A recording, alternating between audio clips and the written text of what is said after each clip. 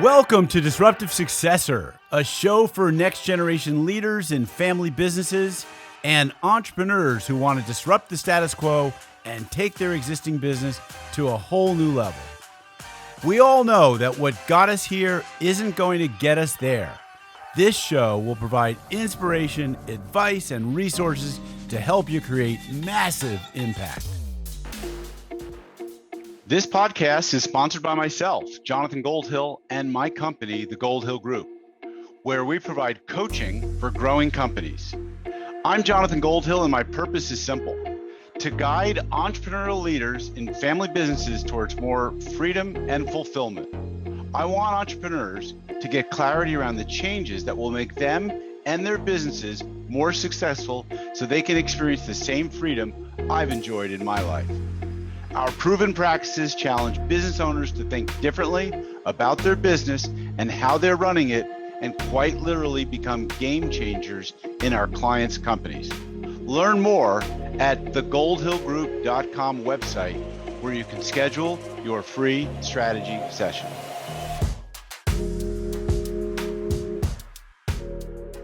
Hi, it's Jonathan Goldhill, and welcome back to another episode of the Disruptive Successor Show. Today, my guest is Bill Eckstrom. He is the CEO of EcSell Institute, the world's first and only organization to measure and quantify leadership effectiveness. He and Sarah Worth, his president, are considered the world's foremost authorities in metric-based performance coaching and growth. Their book, The Coaching Effect, helps leaders at all levels understand the necessity of challenging people out of their comfort zone to create high growth organizations. And Bill has a Tedx Talk on the subject, which I'm going to ask Bill to introduce yourself and tell us a little about that Tedx Talk. Welcome to the show, Bill. Oh, thank you, Jonathan. And thank you for the opportunity. It's fun to be with you. Yeah. The Tedx Talk was done actually, 4 years ago. It was in 2017 is when I actually was accepted to speak on the TEDx stage, and was in Reno, Nevada. And there's a whole story behind why Reno, Nevada. Guy who lives in Lincoln, Nebraska, going to Reno, Nevada. But right, that was fun. That was arguably, not even arguably, that was a life-changing experience and a business-changing experience for me. Mm. And I gather that talk was about getting people out of their comfort zone. Is that right? Yeah, it was. But my kids have often said that on my tombstone is going to read, nothing grows except in a state of discomfort. Our growth only occurs in a state of discomfort. Yeah. Because the premise behind that talk is exactly that growth only occurs in a state of discomfort, but as humans, we are emotionally, psychologically, physiologically wired for comfort. Yep. And if growth only occurs in a state of discomfort, but yet we always seek predictability and comfort, then how do we continually grow? So it addresses that topic. Yeah, well, I know it's quite a challenge. As a coach myself, I'm oftentimes having to confront, am I in my comfort zone? And yeah, of course, I do reach for my comfort zone. And my job is to push people into states of discomfort and push them a little bit. So I know that if I'm not pushing myself out of my comfort zone, how can I dare ask my clients to push themselves? You find that true? I know. Coaches need coaches too, right, Jonathan? I mean, 100%. That's why people hire people like you, is to see the world differently. And when you show them the world differently, it makes them uncomfortable. Yeah. But that's the only way growth occurs. Yeah. So now your company seems to focus on leaders in the field of sports and in business. And I think we're aligned in thinking that leading is sort of synonymous with coaching. But let's talk about what's the difference between coaching, leading, and managing, because I know I have my definitions and distinctions, but I'd love to hear yours. Well, I think the easy one to weed out of there is management or manager.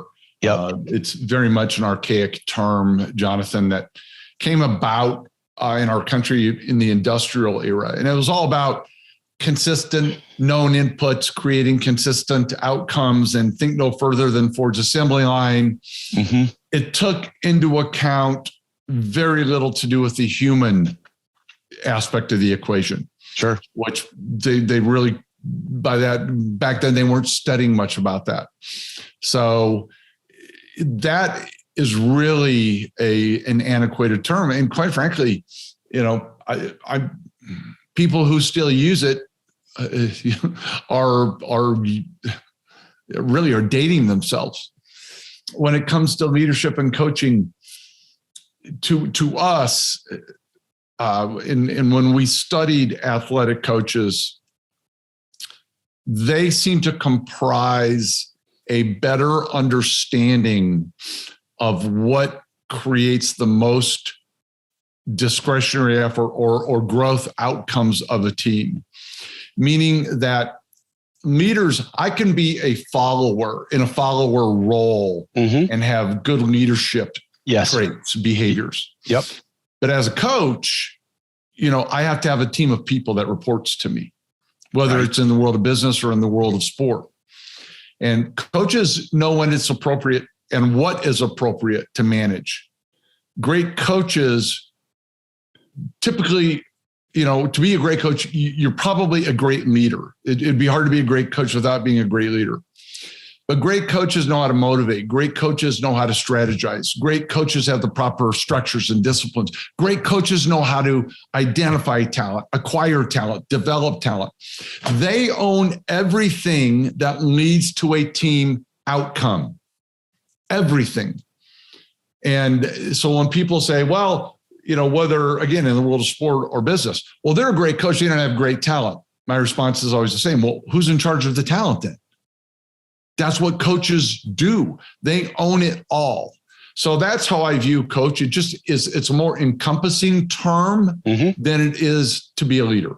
Now, I'll use them interchangeably, but should we call? Yes. I mean, so should leaders of in industry leading or industry dominating or best in breed companies, should the leaders call themselves coaches? To me, I think they should. Yeah, I really do. And think about this. Instead of, take the frontline people that are new or they're just getting involved and they're moving into a leadership or what we call management role, right? Mm-hmm. I am moving into management. What if you call that a coaching role? What if I didn't get moved up into management? My upward mobility was into a coaching role. Mm-hmm. Now, how many people would want that? Would my pools dwindle? Would the attitude change? No, hold on. Management, I get to tell people what to do, but as a coach, I don't know if I don't know how that's going to work. So I think all the way up, it would be better understood and, quite frankly, better worked on if they were referred to as coaches. So interesting. I think also that coaches bring a playbook. So I think of, it's easy to look at sports coaches. I'm sure you have a lot of sports coach heroes where you are in the Midwest there, football heroes, especially coach heroes, but they come with a playbook. And so no matter what school or university or team they're coaching, they bring that playbook out. And that's the playbook that they run over and over. And I have found that as a coach that I am now bringing a playbook into my client companies, and I run that playbook over and over, and it works with great consistency. And so I think that's something that most leaders don't have, is they don't have a playbook. That's I like how you worded that. And I'll add one thing to that, Jonathan. Yes, they do bring they bring a playbook. They bring their method, right? Mm-hmm. To a team. Mm-hmm. But the great ones, that method's always evolving. Absolutely. It's always evolving. That playbook's getting new plays. It's getting advanced. It's getting, torn apart. Sections are going out. Other new sections are coming in, but they always have it. They always have a method, that playbook that you described. Yep. And it's unlike the IRS tax code. It doesn't just keep getting bigger and bigger and bigger. It, like you said, you have to take sections out. You have to simplify it. You have to be able to communicate it, and people have to know the plays. It can't get too complicated. There can't be too many plays in the playbook. Otherwise, the followers will get confused as to what they're supposed to do. Yes, not only too many plays, but and you said it, it doesn't get thicker as much as it gets replaced. Right. Exactly. And so many times, you talked about Midwestern athletic coaches having just finished the NCAA volleyball championships, where Nebraska ended up losing in the fifth set by 3 points to Wisconsin. And congratulations to Wisconsin. Nebraska's head coach, John Cook, is an amazing coach, but his playbook's always evolving. And not just in the sense, of course, of plays in the disciplines and structures, but also in how he treats his athletes. Mm-hmm. His ability to connect with athletes, his need and understanding of the importance of creating trust relationships with athletes, with creating greater psychological safety. That's where the playbook's gotten bigger. Right. Not so much in how to execute a play, but it's how to execute my relationships with players is where I would say his playbook has grown the most. I think that's very interesting. As I'm reflecting back over my coaching career, and it goes back, I started coaching 2004, consulting in 87. So I've got 30 years experience, but there was a time when I was reading the biographies and autobiographies of people like Jack Welch, of course, business world leaders who were exemplary in their field, but also sports. Jack Welch, right? Yeah, but then the sports coaches also like Lou Holtz and I remember reading some books about his life and philosophy, and those also really helped me as a coach, which I think is interesting. I think that we all need role models and leaders and people who took their teams to great heights. And understand what their methodologies were a little bit. Yeah, because some of the things that we see, that lead to the most growth in business apply to sports. And quite frankly, now we see in the classroom, in education. I bet. It's, for example, what's interesting, because we have so much data, because we're a research-based company, the EcSell Institute and EcSell Sports, all based on research. So your chances of getting a great coach in the world of sport is 53%. Okay. What are your chances of getting a great coach in business? 33%? 54%. Okay. Interesting. Basically the same, statistically insignificant. And here's why. Because what creates, through the eyes of either student athletes or the eyes of a team in business, what creates this growth, what creates high-performing teams are the same qualities. Gotcha. Makes sense. And that's why it's across the board, to your point about studying athletic coaches as well as business coaches, because the same principles apply. I think it's great. I'd love to share, if you have any other data points to share around coaching effectiveness, because the last study that I read dated back to, I think, 1980. It was like some Manchester study of the International Coach Federation coaches that were, leaders in mid-market and larger corporations. And it certainly had some demonstrable research, but it seems really dated. And, the world has changed a lot.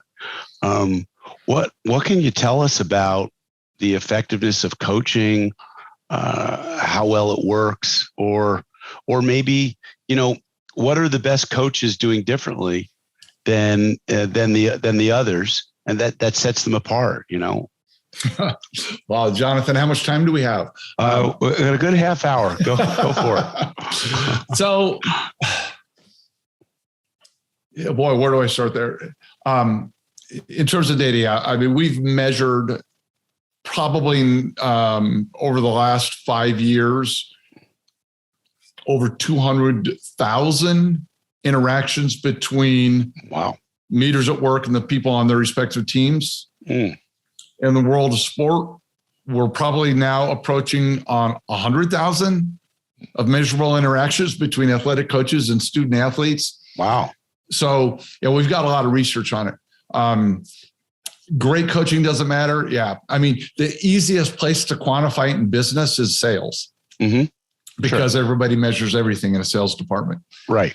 Our last research in sales is that we could find the quantifiable differences is the great when we measured the coaches that were producing the most, that were doing the most, having the led teams that grew the most to the highest levels longitudinally. And I'm going to pair because I can't remember the exact numbers, but they did 19% more of the what we call these high growth coaching activities. Things like they did more one-to-one meetings. They had more effective, or they held more consistent team meetings. They had career discussions with the people on their teams. They did. They gave consistent written documented feedback to the people on their teams. So they did. They did 13% more of those activities. They did them with 19% better quality. Okay. So in other words, not only did you and I, Jonathan, have a one-on-one meeting, it was a quality one-on-one meeting through your eyes if you're on my team. Which is basically, so if I understand what you're saying, is the more people do this kind of coaching, the more effective they are at it. Right. So their teams on average produced $4.3 million more sales revenue than the bottom 80%. The top 20% produced, who did these things, produced on average $4.3 million more revenue than the bottom 80%. Not top 20, bottom 20. Top 20 to bottom 80. Okay. Not much of a difference. The bottom 80 still did those activities or did not do those activities, you're saying? Most of them do some of them. Okay. And the biggest correlator was the quality of it. Okay. So in other words, who was in the top 20? Let me understand. Was it the people that did more of it, or no? So what we quality? did is good question. We measured the top 20% in terms of their growth. Okay. Who was growing the most? Okay. Gotcha. Who was producing the most? And then we went back and studied them compared to the bottom 80%. And we said, what are they doing differently in terms of how they're leading, how they're coaching their people? Right. And you try and eliminate all the other outside influences, but what it boiled down to is they were doing more coaching and they were doing it in a better way. Gotcha. Sounds like it was another chapter to add to the Good to Great book, Jim Collins' research, supporting the value all they have to do is go to our book. Right. Exactly. So how does a company measure coaching and leadership effectiveness? I mean, because in my business, I tell people, look, let's just get this right up front. This is sort of a brand promise.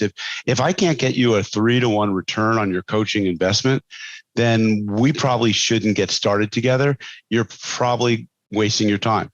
If I can get you a 3-to-1, then I know you'll have paid for my service. I know when I leave, it'll probably be instituted permanently. That's a good payback, or if we blow it and we don't get a 3-to-1, we only get a 1-to-1.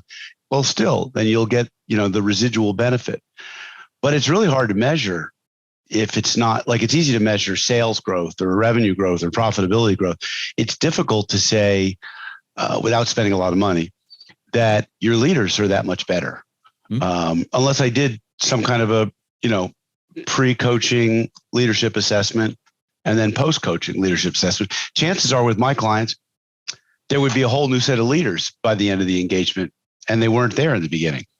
So how does a company measure like coaching and leadership effectiveness? Well, first of all, that's a really profound question. And Jonathan, the first question I would ask you, and I ask a lot of leaders, is do you think the performance of a team, whether it's in the world of business or sport, reflects how well that team is coached? I would say yes. Yeah. And everybody does. Not true. 1 out of 200 will say no. Right. Okay. For whatever reason, they're contrarian. Who knows? Yes. Most leaders say so. So Well, we tell people then there's really only truly one way to measure how effective you are, and that's to go to the people on your team. Mm-hmm. And sometimes people pause and go, whoa, wait a minute. You mean it can be that simple? Yeah. I mean, if you want to measure customer service, do you go to your customer service reps or do you go to the customer to measure how good your customer go to service the customers? Yeah, exactly. Right. Mm-hmm. So as a leader, I'm only as effective as how my team performs, and how they perform is based on who I am and what I do. So my actions, my behaviors, my words, right? Mm-hmm. And so we have to understand first what we're trying to accomplish. In this case, we're looking for what we call discretionary effort. How much more will a team produce? How much more will a team perform? How many more hours will they work? How much more engaged will they be? How much more effective will they be? Because of you, Jonathan, as my coach. Mm-hmm. Okay.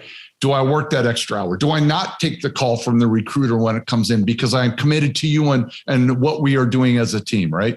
Mm-hmm.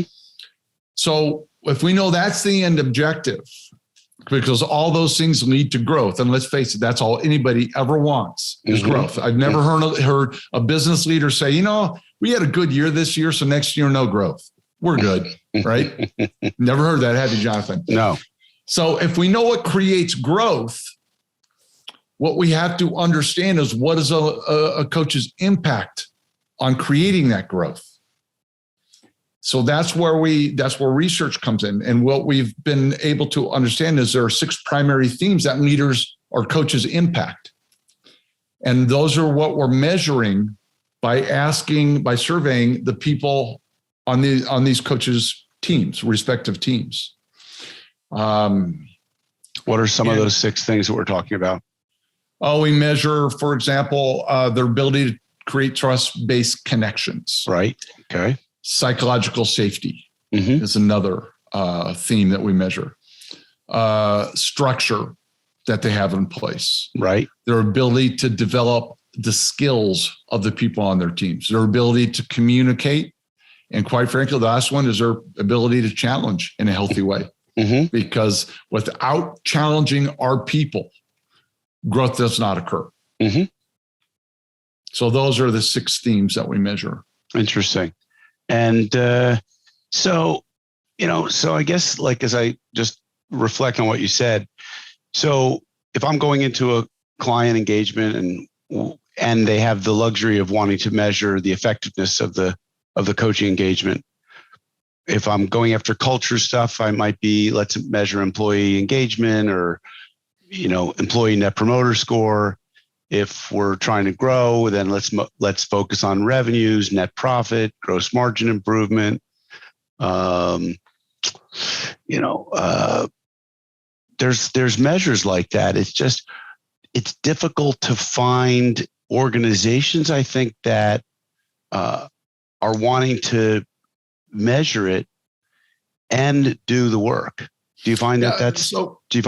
There's a resistance or reluctance? Absolutely, there is, Jonathan. Yes, and so back up for a second, because you said some really interesting things. Mm-hmm. Engagement or those measuring revenue growth, whatever those things may be, those are all outcomes, right? And I understand why people measure outcomes. My goodness, that's where you create P&Ls, right, and things like that. But what creates an outcome? An input. That's where we begin. Right. That's where measurement should begin, is to what is the input that creates an outcome. So if I can do an engagement work, say, hey, we're engaged, we're not engaged. Gallup's engagement scores haven't gone up, down. They've just only gone sideways for the last 15 or 10 years, whatever the number is, because all we're looking at are outcomes. Right. It's the input that creates the outcome is where I think focus and attention needs to shift. Okay. And when I understand my behavior, what I do, I can change it. Now to your other point, it's hard to do because now you're focused on, now I have to own the fact that my behaviors, what I do and what I say with my team, creates an outcome. Right. I can't point my finger at everybody on the team. I got to own it. And when I show people when our company shows people what they do, whether it's in business or sport, that's a hard thing for them to look at sometimes. So you've taken psychological safety as one of the 6 measurements that are important as an input. Is that what I understand? Yeah, psychological safety is an outcome, but what creates it or doesn't create it? Those are the inputs we're looking at. Okay. So we're showing you the outcome, psychological safety, but in the measurements, we're showing what you do to create it or not create it. Gotcha. All right, let's shift gears. Let's talk about discomfort, because that's an area that probably keeps people from hiring coaches. First, I think it's interesting, like, why doesn't everyone have a business coach? There was a point in time I stopped asking that question a long time ago, and just realized there are people who are coachable and people who are not coachable and don't want to be coached, or they don't really need coaching. They have an internal drive or governor or something internally that they seem to be able to figure it out themselves. Well, I'll even challenge that. Okay. Because you're right. There are people that do push themselves more than others. You just brought it up, right? Mm-hmm. But they push themselves in the way they want to be pushed. Correct. They don't allow someone like you to come into their life and say, we need to look at this or do this differently, because they're excuses. Well, I do it all myself. Look at me. Look at my results, right? Right. And really what they're saying is, no, Jonathan, you're going to create too much discomfort. Yeah. So do you think, is discomfort the thing that holds people back, you think, from choosing to get coached? Oh, I'm trying to think of how I want to answer that so it doesn't sound flippant. So how is discomfort created? Let's take a step back for a second. Discomfort is created when outcomes are unknown. Mm-hmm. Comfort then is created when outcomes are predictable or known. If I reach out as a CEO and hire you, Jonathan, and say, I want you in my life, or let me rephrase, I'm thinking about hiring a coach, and I know you're going to come in and tell me things that I can change or should change to produce a different result. Right away, everything about that statement means it's unknown. Mm-hmm. I don't know you that well. I can get referrals, but still I don't know you that well. I don't know what you're going to do. I don't know what you're going to say. I don't know what you're going to bring. All I know is that things will be different. Yep. And anytime I can't know what the outcome is, it creates discomfort. Now, different people, it creates varying levels of discomfort. But ultimately, my answer to your question, the long way around the barn, is yes. Not everybody doesn't have a Jonathan in their life because of the discomfort it creates by hiring a coach. That is the area that I would call their blind spot. I mean, you're probably familiar with the coaching thing, or whatever it's called, the Johari window, where it's the 2x2 matrix of, what is known and what is unknown, what is public and what is private. The blind spot is like known to the coach, unknown to the coachee, but it's not private. It's like public, it's visible. And I think this is an area that a lot of people don't want to go into because they don't know what the outcome is going to be. Is that? Yeah. It is, I think, Jonathan, it's that simple. Mm-hmm. And that's one of the concepts I tried to explain in the TED Talk. We try to explain in our book, The Coaching Effect, mm-hmm. is we talk about that. For a coach, for a CEO or an executive in business to all of a sudden understand that only 64% of the people on my team believe they have a trust-based connection with me, that's hard to take. Not very good, right? To see that only 45% of my team feels psychologically safe. Mm-hmm. Wow. That can be hard to learn. Or even Right. if it's 80%, right? That Right. can be tough to see. Right. Yeah, that creates now those who do see it, those who are really growth minded, they want to know those numbers. Mm-hmm. Yeah. So do you actually have a tool that the public can use to measure their team? Is it, how does someone get these kind of measurements from an organization like yourself?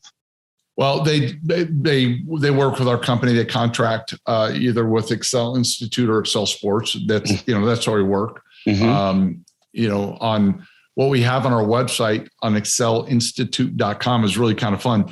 We do have a growth rings assessment, which is free, Mm-hmm. where you can go in and take a look at where you stand. Are you in a place of comfort, meaning that you're not growing as much? Are you in a complexity environment where you really are in a high growth mode, or are you in a state of chaos or stagnation where no growth is occurring, or perhaps negative growth is occurring? People can go to our site and take a look at that. That's a fun one. But organizationally, yes, we work, with like I said, businesses and athletic teams to help them understand that. Yeah, I like that. Chaos, complexity, order, stagnation.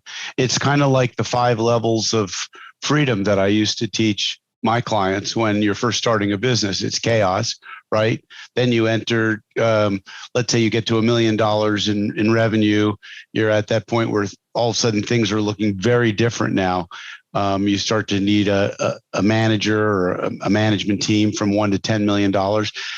There's a lot of complexity built in because you're starting to bump up against competitors, and you're trying to get to, pay off maybe all of your operating, the expenses, the capital expenses that you got into the business with, and you're trying to get to an operating profit that's a consistent basis. You're trying to get to order where you're putting processes and you've got good people in place. And now the question is do you go from order back into complexity, into the next level of growth, or do you just hit sort of a ceiling and stagnate, which is a lot of what happens to a lot of companies. They get to that sort of $10 million level, I find, and they hit that stagnation. And so that's a tough one to break through. Yeah. Yes. We call it the growth rings, and it's introduced in my TED Talk, and we have a chapter of our book dedicated to that as well. But very good. You went through those well. Yeah.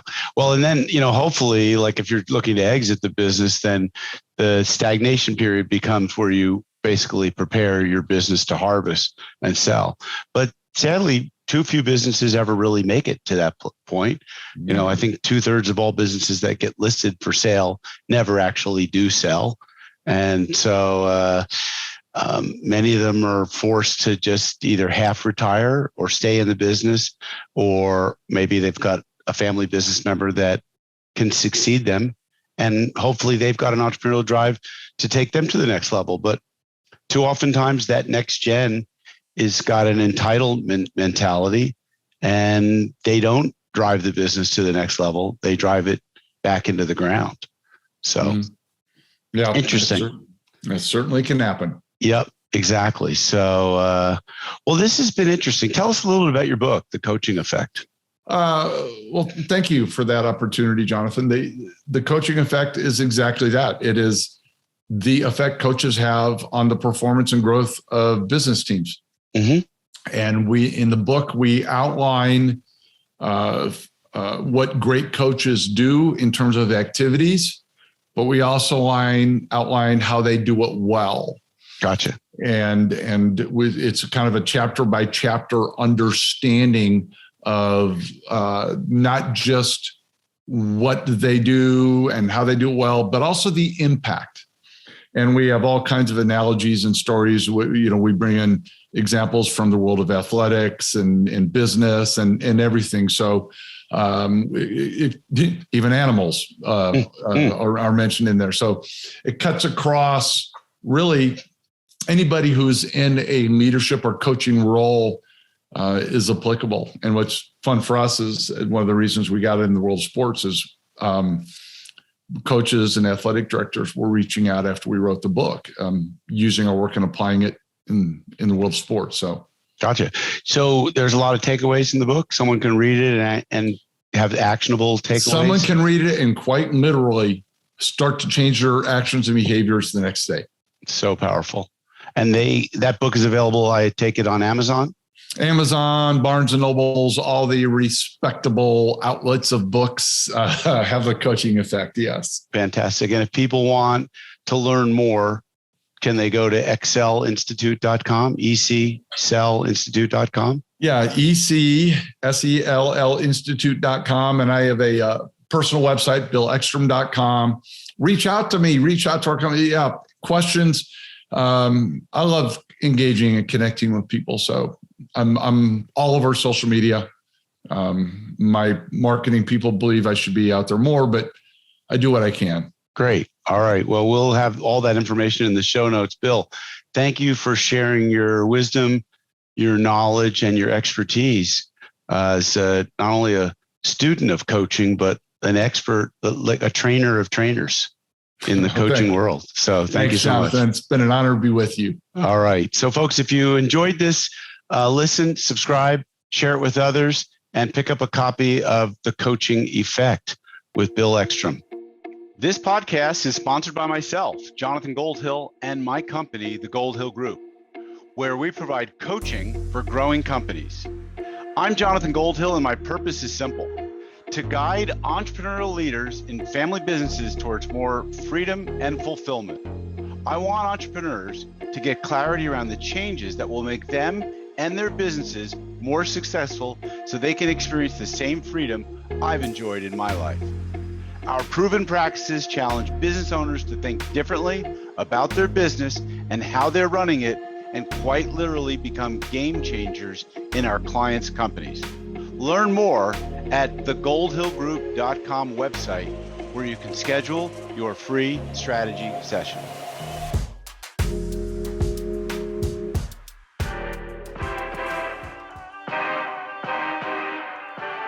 Thank you for joining us on the Disruptive Successor Podcast. If you enjoyed today's episode, please subscribe, review, and share with a friend who would benefit from the message. If you're interested in picking up a copy of my book, Disruptive Successor, go to disruptivesuccessor.com.